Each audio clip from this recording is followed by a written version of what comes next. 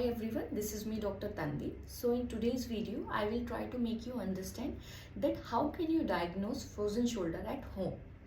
So frozen shoulder को हम adhesive capsulitis भी कहते हैं। जो हमारा शोल्डर जॉइंट है वो एक बोल और एक सॉकेट जॉइंट है जिसके सराउंडिंग जो कैप्सूल होता है जो उसको बांधे है चारों तरफ से, उस कैप्सूल में आपका चिपकन आ जाता है, अडेशन हो जाता है, थिकनेस हो जाती है, इन्फ्लेमेशन हो जाती है, जिसके कारण से वो पेन होता है। अब बात करते हैं ये कैसे डायग्नोज करना है कि कोई और कंडीशन है शोल्डर का या फिर आपको फ्रोजन शोल्डर है। तो सबसे पहले रूल आउट करेंगे कि कहीं आप डायबिटिक तो नहीं है। अगर डायबिटीज़ है तो मोर लाइकली जो चांसेस हैं आपके 60 to 70% ज़्यादा हो जाते हैं कि फ्रोजन शोल्डर हो सकता है आपको, क्योंकि डायबिटिक पेशेंट को जो है फ्लूइड की थिकनेस ज़्यादा हो जाती है, हीलिंग कैपेसिटी कम होती है।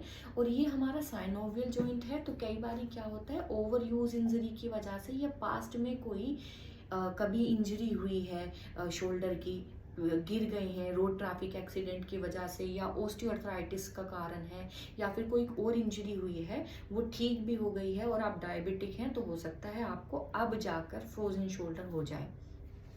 ठीक है, तो एक चीज़ तो हमें ये समझने वाली है।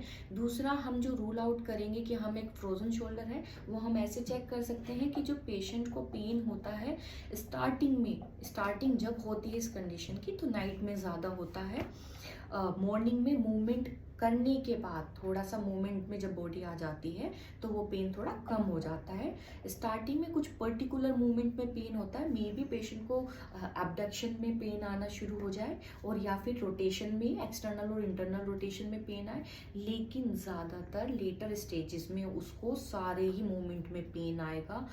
Pain will be there throughout the day and patient will not be able to do any kind of aerial activities।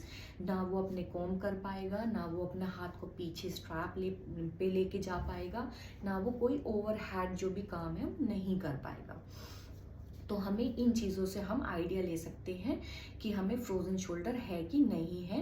और ये एक सेल्फ लिमिटिंग कंडीशन है जिसका टाइम पीरियड जो होता है वो 6 to 18 मंथ्स का होता है। तो कई बार हम एक ये सोचते हैं कि नहीं ये हमें पेन आ रहा है तो मूवमेंट नहीं करना है। No, this is very wrong. अगर आपको फ्रोजन शोल्डर है तो you have to do exercises, painful रहेंगी एक्सरसाइजेस, पर पेन जब ही कम होगा जब आपकी रेंज वापस आती जाएगी। जैसे कि आपको यहाँ तक आप सोचते हैं कि पेन आ रहा है तो आपको उससे ऊपर ले जाना पड़ेगा, वो लेडर एक्सरसाइज करनी पड़ेगी, पेंडुलर एक्सरसाइजेस करनी पड़ेगी, अपने फिजियो को विजिट करना पड़ेगा। हम ऐसे नहीं सोचेंगे कि नहीं हम नहीं ऊपर करेंगे पेन से बचेंगे तो ये पेन खत्म हो जाएगा।